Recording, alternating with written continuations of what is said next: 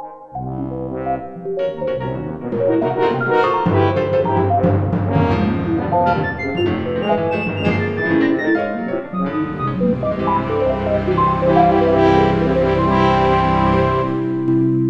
Chord Whisperer.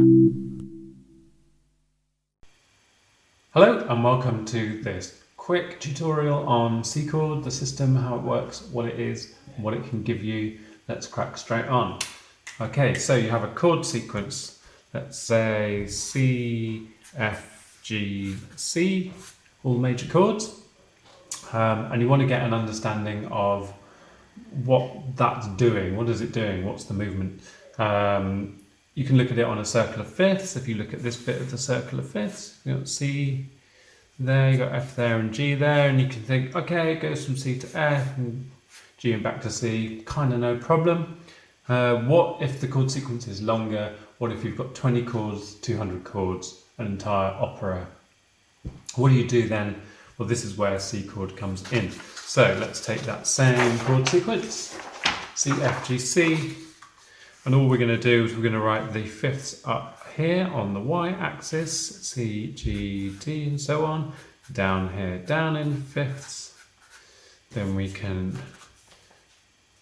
draw some lines. Obviously I have put this all on wonderful Excel spreadsheets and so forth, but the simplicity of it is what I want to get across to you.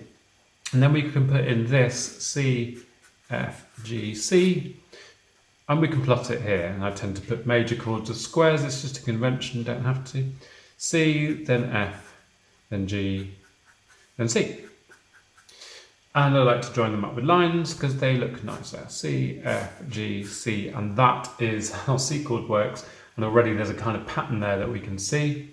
Let's just extend this very slightly to have some different chords in there. Let's say that then we have D minor, G7, B flat, E flat, and then we'd finish on a D minor, G7, C, like that. So again, I look at these chords, so it goes from there to there. Can't really tell you a great deal about what's going on with this piece. Harmonically, look at it on the circle of fifths, you end up with a mess. So let's just plot these. C, F, G, C, we've done already. Now we're going here. D minor, I use a diamond symbol for minor, like that. G7 here. I fill in seventh chords like that. Then we go to B flat, that's perhaps a surprise. And down to E flat. And then we go to D minor, that's way up here. And then G7 and then C, like that. Let's join all those up. Up there, down there, up there, down there, and down there. And we can see straight away where the unusual bits are. This is sort of off the chart, whatever that means. And this looks kind of nice at the beginning. And this is a kind of a pattern at the start.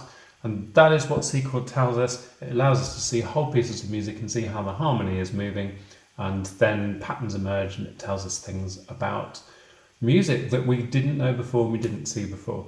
That is essentially it. If you want to check out a slightly longer tutorial, there are more on my channel, or specific analyses of pieces or songs or anything like that. Or check it out on the links down below. Leave me a like and a subscribe. Thank you very much.